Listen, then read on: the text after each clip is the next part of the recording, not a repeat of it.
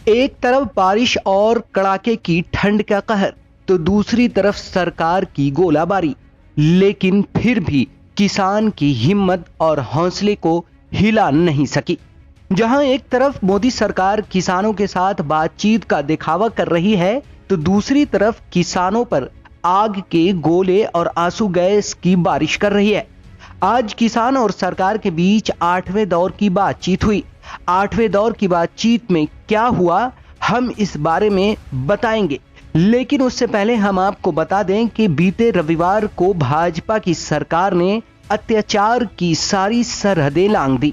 किसानों को रोकने के लिए हरियाणा की खटारी सरकार ने किसानों के साथ जो बर्बरता की है, उससे न सिर्फ किसानों में भयंकर गुस्सा है, बल्कि देश भर में इसका असर देखने को मिल रहा है।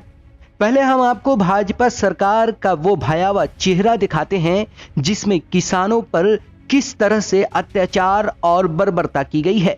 उसके बाद बताएंगे कि आज किसान और सरकार के बीच में होने वाली 8वें दौर की बातचीत क्यों बेनतीजा रही। पहले आप खट्टर सरकार की कारिस्तानी और बर्बरता देखिए।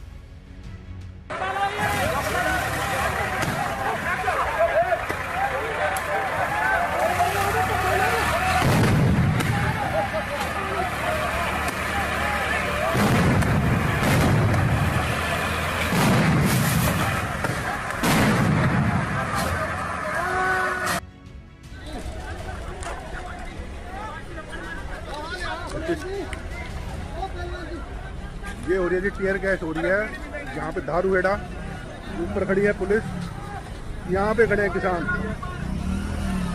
ये देखो जी, आगे NH जाम किया हुआ है। आज हरियाणा सरकार ने जो किसानों के ऊपर जो बहुत बड़ा अत्याचार किया, आंसू गैस के गोले दागे।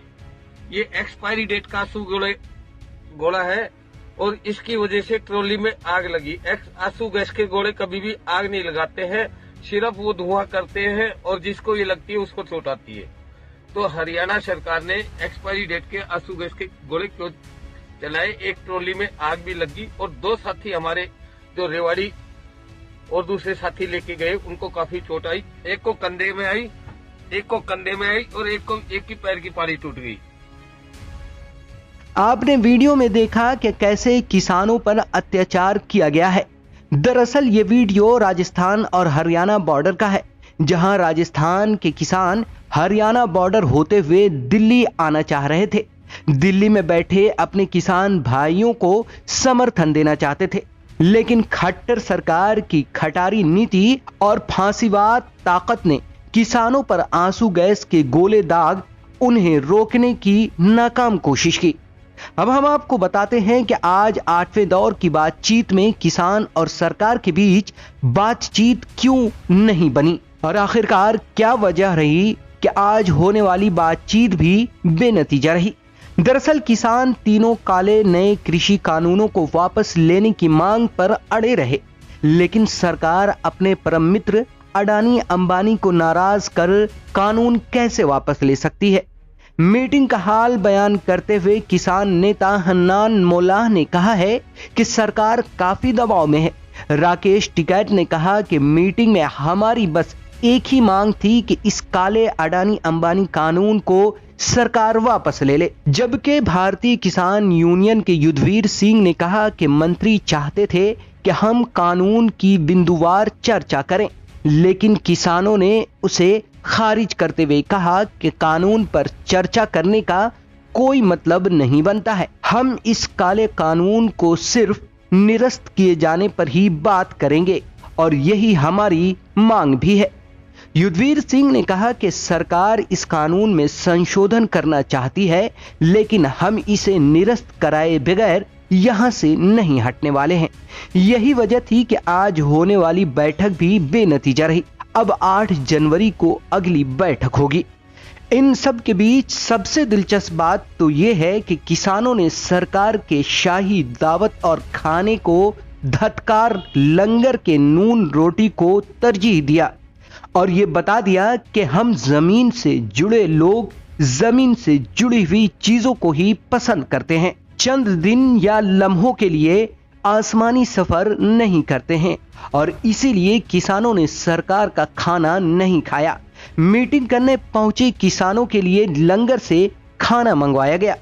उधर किसानों ने कह दिया है कि अगर कानून को निरस्त नहीं किया गया तो इसका अंजाम बहुत बुरा होगा। यही वजह है कि किसानों ने इसकी तैयारी भी कर ली है और आने वाले गणतंत्र दिवस के अवसर पर लाल किला पर होने वाले परेड में किसान ट्रैक्टर और ट्रालियों के साथ धावा बोलने वाले हैं। किसानों ने परेड के लिए ट्रैक्टर और ट्राली की रिहर्सल भी शुरू कर दी है।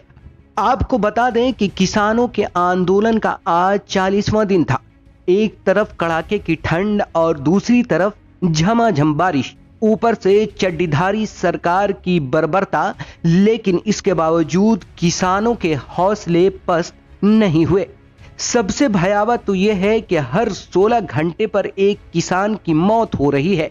अब तक 60 किसान शहीद हो चुके हैं, लेकिन फांसीवादी सत्ता की लोभी उद्योगपतियों की गोद में बैठी मोदी सरकार ने अब तक होश के नाखून नहीं लिए हैं, जिसका उसे परिणाम भुगतना होगा।